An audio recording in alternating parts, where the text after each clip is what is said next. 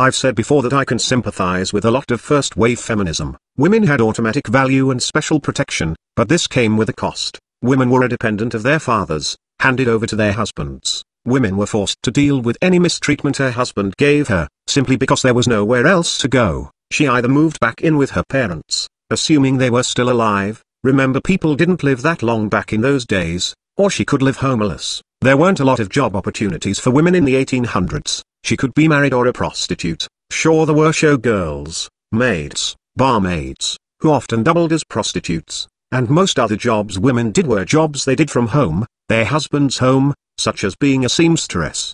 The term spinster refers to an old maid, or single childless woman past her prime or past menopause. Spinsters spun wool. It was one of the few jobs women could do and earn a salary to keep a roof over their head. In very old times such as medieval, a single woman past her prime was either the daughter of an aristocrat who could afford it by virtue of family wealth, or a spinster. This remained true for the most part right up until first-wave feminism. The tradcans among us want to blame communism, but why haven't they looked at their own traditional roots? Is it any wonder in a world where women had a proverbial gun to their head forcing them into marriage, forcing them into motherhood, just to survive, that the early feminists called marriage a trap, and seen a society that denied them equal access to higher learning, and equal access to jobs, as a patriarchal system that granted men power and control over women? An argument can really be made that the 19th century and earlier was patriarchal, though it becomes a stretch by the 1920s and a complete joke by 1964 and beyond ridiculous by today. But looking back to the later 1800s,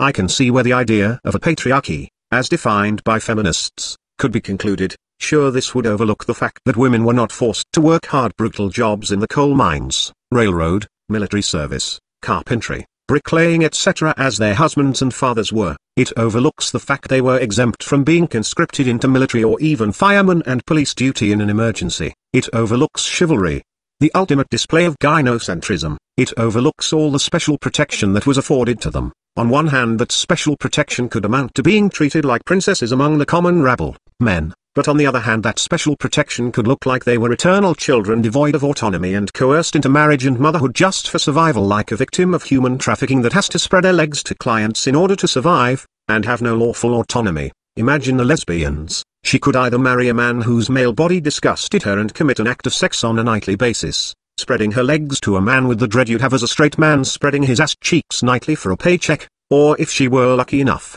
she could be a good obedient maid for a wealthy family, or a spinster. She was not allowed certain jobs that were men only, and even lightweight jobs were off limits because of sexism, and lack of college, again because of sexism. This is where the stereotype of feminists being lesbians quickly came into play. By 1920, you can bet your bottom dollar that every lesbian was a feminist, because they wanted the right to live an autonomous life of independence. Women were quite literally trapped into the role of housewife popping out kids, even in a post-industrial revolution time period with jobs available that a woman's smaller, weaker body could handle, and bring home a man's wage. She was forbidden due to laws, and very real sex discrimination. The ceiling for women was a very low ceiling, and it wasn't made of glass, it was made of concrete. Under these conditions, I find it hard not to sympathize with first-wave feminists. I want you to picture women in those days. Not all of them wanted a dozen kids and to be bound to a husband that may mistreat them. How many women were wigtoes, women going their own way, who just didn't want to be a part of the shack up with a man and pop out a million babies?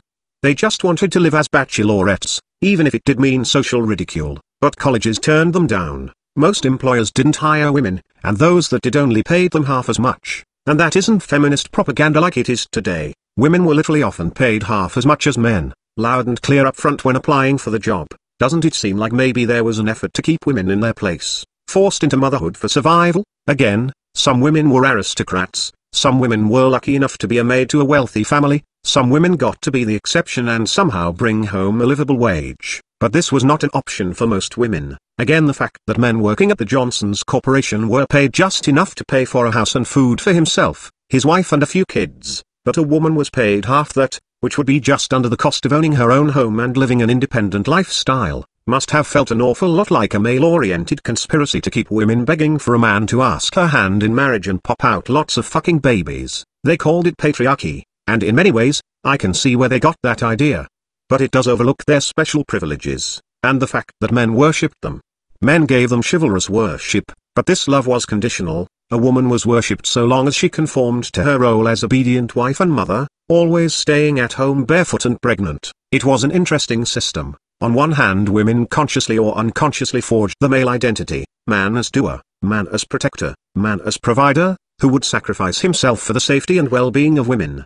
But in making men the doers of society, it was men that built society, and as the builders of society they created rules that put them in charge. Again, this is in tune with the identity that women built for them, that they worked hard to conform to. But as men had an identity women locked them into, they equally had to lock women into their identity, their role. In order for their own role to work, women were then locked into a role, all the protection and provision, so long as they never made an effort to be capable or independent, and laws and policies that held them to their role as helpless baby-making machines. How many women laid in bed, spread their legs while thinking of England, while their ugly hairy husband grunted and thrust into them, every night, just to have a roof over their head and food in their belly, because the only other option was prostitution, until syphilis ruined her, of course, all because society fought against women having autonomy. Again, that thing they call patriarchy, it is the ultimate manifestation of women wanting to be pampered and protected, and it worked out to the benefit of most women.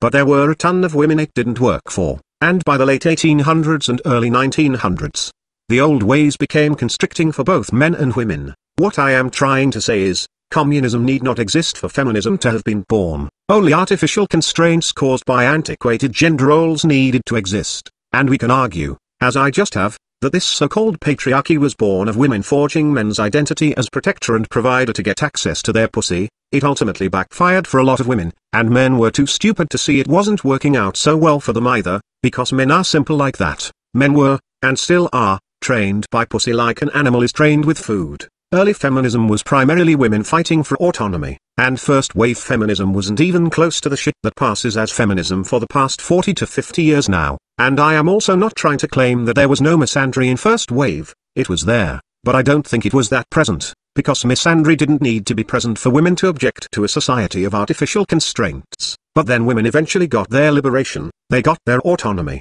So why did feminism persist and continue even now, even after they got equality, then got special privileges and are now currently enjoying the best of both gender roles while men are stuck in theirs, and are the bad guys no matter what? In this ridiculous environment of female supremacy, why does feminism continue to exist? Misandry is the reason. It was always present in feminism, because it is always present in women, as the artificial constraints of what they deemed patriarchy were removed, and they became advantaged because they could play it both ways while men were stuck in their old. The hate and resent towards maleness continued in them. Women are greedy, narcissistic, jealous and resentful by nature, and they are especially jealous and resentful towards males. And the political feminist movement became nothing but a great conduit for their internal biologically driven misandry. They could fight for their entitlement, fight for more and more special protection laws, and fight to punish males for being male, and they could do it as part of a long and successful pro-female movement called feminism.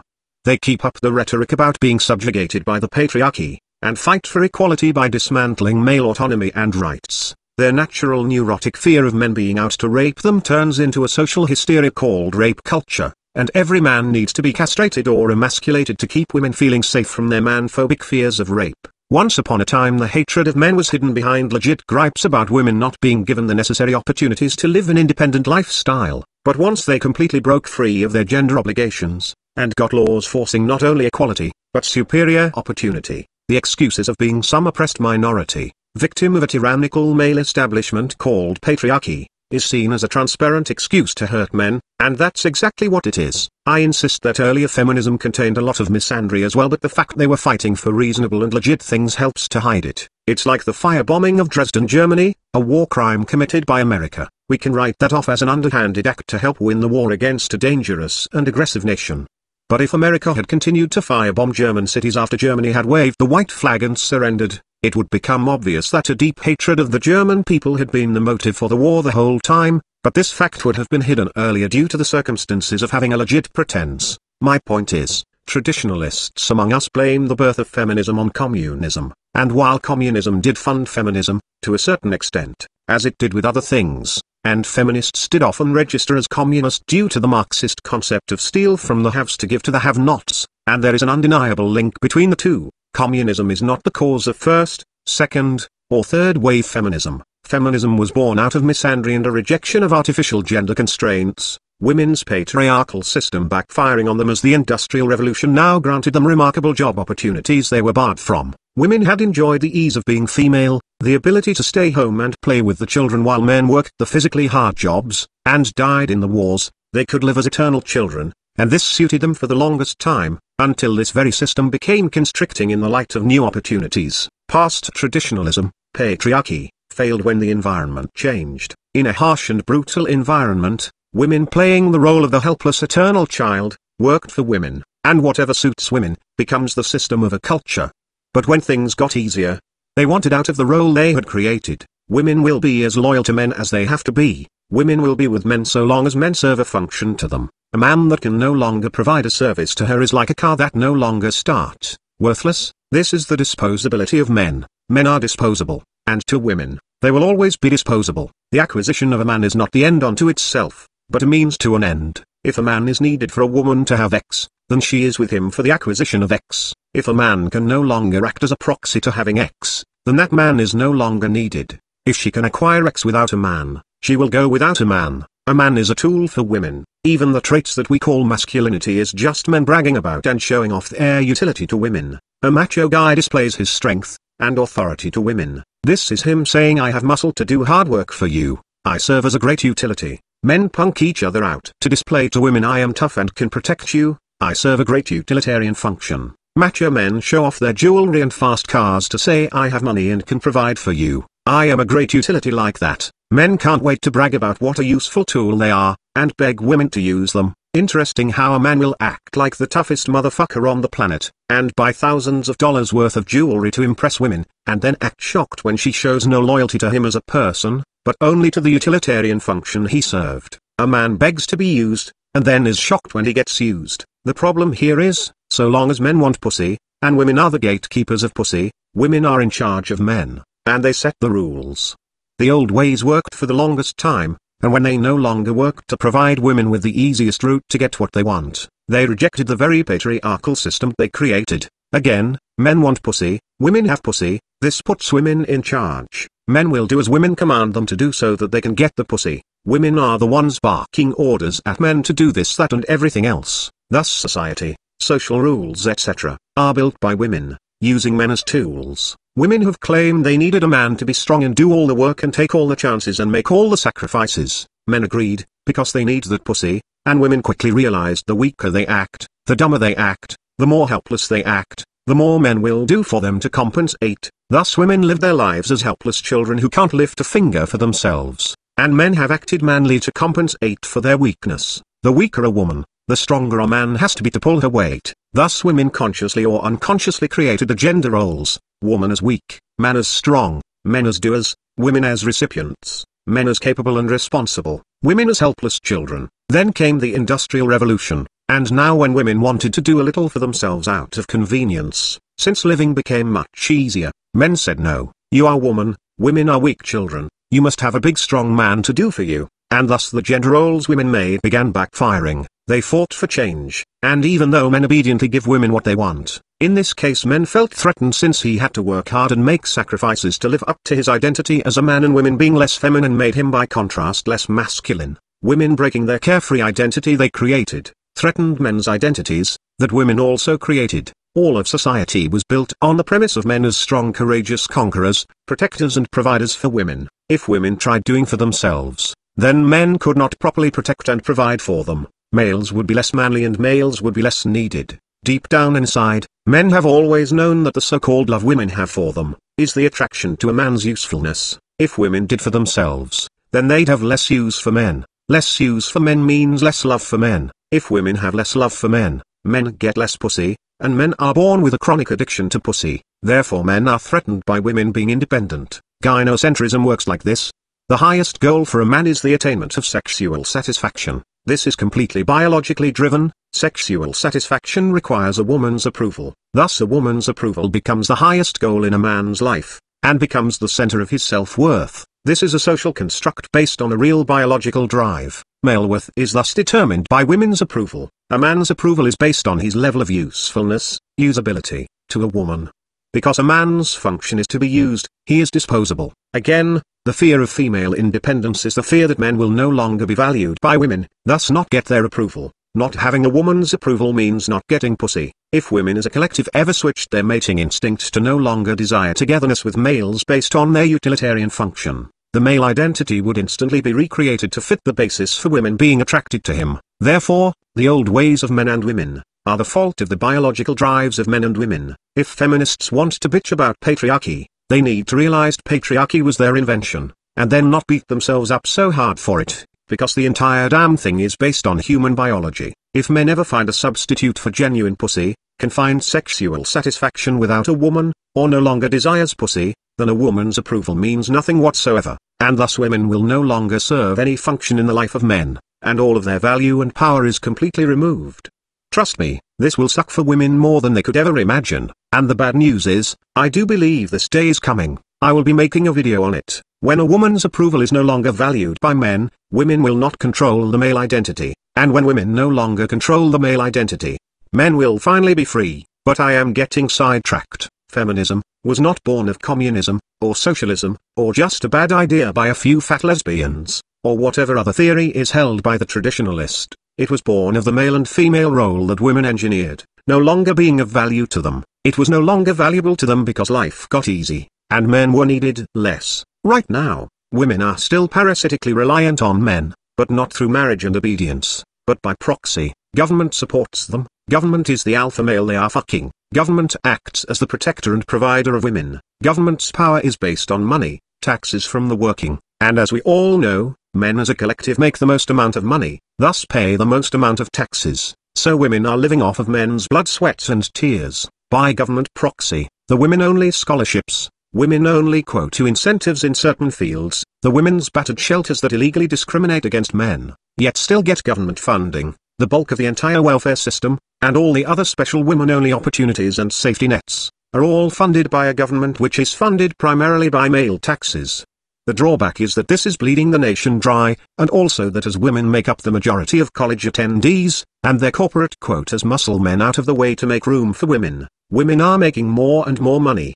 Men are making less and less. This means women are beginning to really fund their own programs, though the lack of programs for men still sucks. Also, when job opportunities are higher for women than men, it becomes difficult in this day and age for women to be stay-at-home princesses in a world where technology does all of their housework and school does all their babysitting for them. Men can no longer afford to support women's pampered lifestyle, and women can no longer sit on their asses and claim, oh but I can't work, I'm just a girl, provide for me big strong alpha daddy. This is becoming less and less popular because it is becoming less and less of a choice. So, in the same way that the old patriarchal system once benefited women, which is why it existed in the first place, and then was fought against when easy living made it obsolete for women, so too will feminism become under attack by women when its opportunities for female independence becomes an uncomfortable obligation for women's independence. Women built patriarchy when it suited them, then viciously stabbed it in the back when it no longer served a purpose. Women created feminism when it suited them,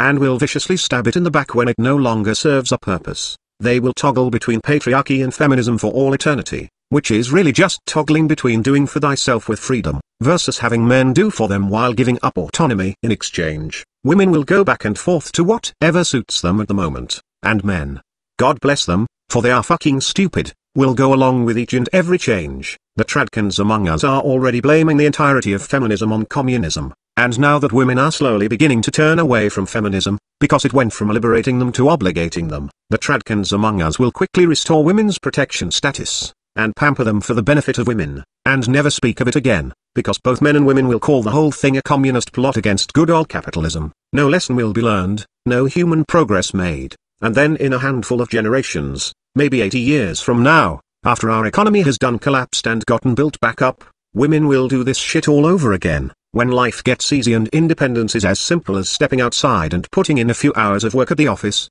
women will jump up and yell a woman needs a man like a fish needs a bicycle, down with patriarchy. But when they all get themselves locked into jobs and being independent and the economy goes south and they actually have to start fighting and sacrificing like a man to keep their head above water, they will instantly fall back to a woman needs a man like a fish needs water, protect me big strong patriarchy. Men refuse to learn, even now. At the height of female power, the Tradcans are white knighting for them and proclaiming it's communism and socialism. It's just a bad idea whipped up by a few bitter lesbians. I've heard white nationalists blame it all on Jews. Of course they'd blame global warming on Jews if they believed in global warming. Males, and all of our ideologies and belief systems where we divide our fellow man into a million different groups to pit ourselves against while women stand united. Males will blame communism.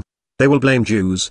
They will blame whites and blacks. They will blame secularism. They will blame religion. They will blame the Illuminati or the boogeyman. But they will not blame feminism, then or now, on female behavior. To the Tradcans, feminism was not in the beginning related to female nature, nor in the 60s, and nor is it today even remotely attached to female behavior. To the Tradcan, women are innocent majestic creatures, and any wrongdoing on their part is never really their fault. It's all Karl Marx, that evil male, he made them do it, and don't think I am kidding. My next video will be of a long inbox argument I had with a right-wing fundamentalist bitching about MGTOW being socialist, and claiming that feminism is just socialism with a vagina. It has nothing whatsoever to do with women or female nature, and those who claim it does are just misogynists. I had this argument back on my old channel last summer. I saved it and made a video out of it, and I never uploaded the video because I thought it was too long and boring. But now I think it is time I publish that video to show you I am not even joking or exaggerating about the dangers of the traditionalists and or right-wing fundamentalists exonerating women and blaming the whole thing on left-wing socialism, and just completely white knighting for the female sex and attacking MGTOW as a bunch of misogynists. Oh, and a quick tip, if you want to know who is a white knight, just listen for the man calling his fellow men misogynists. That tends to be a dead giveaway. This individual that I was arguing with, and many others like him, have told me that I am a useful tool for the communists, and that MGTOW is a useful tool for the communists. MGTOW just don't understand they're getting suckered by the commies, and that men fighting for their rights and autonomy and fighting against women, feminists is just going to cause big government, and more socialism, and it's part of the divide and conquer strategy implemented by cultural Marxism. I wonder if it ever dawns on them that they are actually useful tools for women? I wonder if it ever dawns on them that petty and superficial things like communism and capitalism, left versus right, is all a big pissing contest within the larger arena of gynocentrism. Men have been dividing themselves by religion, race, national territory, political ideology, and slaughtering each other while women have stood united as women. How many times have you heard a woman openly state to another woman that us women got to stick together? Yes, women stick together, but together against who? Against men, of course. You ever notice things like racism and xenophobia are found mostly in males? I need you to look back on history with new eyes. I want you to see the Greeks fighting the Persians, and the Chinese fighting the Arabs, and the Christians killing the pagans, and the Muslims killing the Christians, and the Germans killing the Jews, while women just sit there fanning themselves in their pretty dresses, watching the males on the battlefield compete, and realize this is one big dick contest. This is males competing to show off their superior cock to the ladies for mating rights. The Germans kicked Poland's ass in record time, and then said, "Hey ladies, look at my German dick. These Polish men couldn't protect you, we German men are better." And I have no doubt the Polish women felt moist between the legs when the big strong dominant alpha male Nazis marched down the streets with their goose-stepping combat boots clapping like thunder as they proudly display their dominance, showing they are truly worthy to mate with. This battle of male versus male for mating rights isn't just a human phenomenon. The best I can tell, this is most species. The output of offspring is dictated by that which has the least efficiency. That is, a dick can squirt many times, but a womb can only be pregnant a few times. Thus the males are wanting to mate. The females are saying, I can only give it up to the one that is tallest, fastest, strongest, superior to the others, and the males then compete either through violence or some other display of dominance.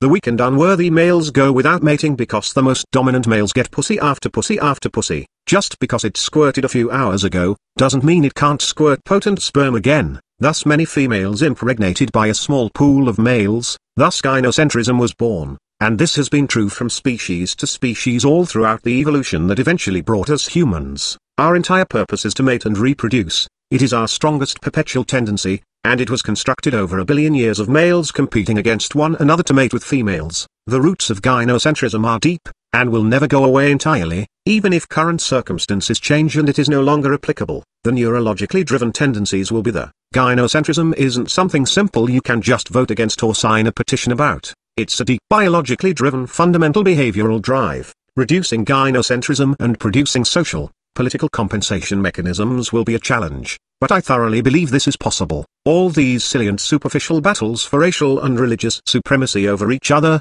is nothing more than men having a big dick contest for the benefit of women. This nonsense of capitalism versus communism, and the evils of socialism, Christ almighty, what a fucking joke. Men dividing themselves and making bitter enemies and fighting wars, and the nuclear war standoff between the two world superpowers during the Cold War, all over who has a better economic model. An economic model that women will be the beneficiaries of, since men work like slaves and hand their earnings to women. Again, all of history, men in the arena like gladiators slaughtering each other for mating rights as the women sit on the benches watching males compete over them, their clits swelling with desire over the strongest men doing the most killing. How many times have you seen this play out at school or in the clubs? Big hard tough thugs getting into a brawl over a woman, as she stands there saying, boys, boys, don't fight over me, all the while loving how men will savagely beat each other to earn mating rights with her. This is men and women on an individual level, and this is men and women on a collective and historical level. Those who have swallowed the metaphorical red pill are aware of the gynocentric game. It is not MGTOW who are dim-witted suckers playing into communist hands. It is you people playing on the larger, older battlefield of gynocentrism who are duped. Communism was just invented yesterday. Religious groups have fought wars for supremacy since the dawn of humanity. Religions come and go. Races and tribes come and go. Political concepts come and go. Economies boom and bust like the beating of a heart or the breathing of lungs. Class warfare is all based on men fighting to acquire the most amount of money to hand to women for mating rights. It all comes and goes, and it's all a part of the deeper gynocentric battlefield that has been around for about 1 billion years now throughout practically every species. Gynocentrism, I don't believe, can ever just go away. But it can be worked with, reduced, and compensated for. But first we have to be aware of it. We have to swallow that red pill. My fear is that with so many traditionalists, whether they know they are or not, and with so many right-wing fundamentalists, we cannot properly fight for the liberation of men from gynocentrism. We cannot fight this battle if we are mistaken who the enemy is. We must know that the old system was a system ultimately engineered by women by proxy of men competing for mating rights, and that the impending fall of feminism will happen exclusively because it will no longer suit women. In any struggle, what system wins? Whichever one benefits women, of course, and that's the damn problem. And those white knight tradcans among us are exonerating women, covering it all up, and saying communism, it's just communism. Don't blame women, you evil misogynists, just blame it all on Karl Marx. These are also the same blue pill suckers who think it is so uber important to have our movement appeal to your average Joe, or that we must get as many women as possible on our side, because we can't succeed without women backing us up. These people don't get it. The average Joe just wants female approval to get his dick wet. Women, by far and wide, will not join men in a battle for male sovereignty, since fighting and competing is the thing males do for the benefit of women. Furthermore, even if we did get many women on our side, and we got on our hands and knees and begged please please treat us like people and give us rights, please, pretty please, and women got all sentimental and allowed us to have our rights, we have still lost the war. We have only won the war for equality when our equality is taken, not when it is granted to us by women. We mustn't whine and fuss about asking women to be nice to us and give us equal status, the way a child would tug on mommy's shirt begging to be allowed to stay the night at Ricky's house. The war is won when getting women's approval to have rights isn't even an issue. We are equal, we are people, when we reach out and take our God-given rights. Movements are not won by the majority, it is fought by a minority that won't back down and won't compromise. The average Jane and the average Joe of any society will just roll over and take whatever injustice is thrust upon them, because humans are naturally weak, cowardly, and downright lazy. They will always choose the path of least resistance. We don't need women's approval, we don't need the majority of men. All we need is a high amount of vocal passionate men who are persistent and will erode the system. Look at the way something as soft and soothing as water can polish rocks and split mountains into canyons through persistent erosion. Our struggle will be a long one, and I intend for us to be not as soft and soothing as water, but as rough and abrasive as sandpaper. Feminism is failing, but only because it is becoming a burden to women, and only that which suits women is what succeeds. That is what we must learn.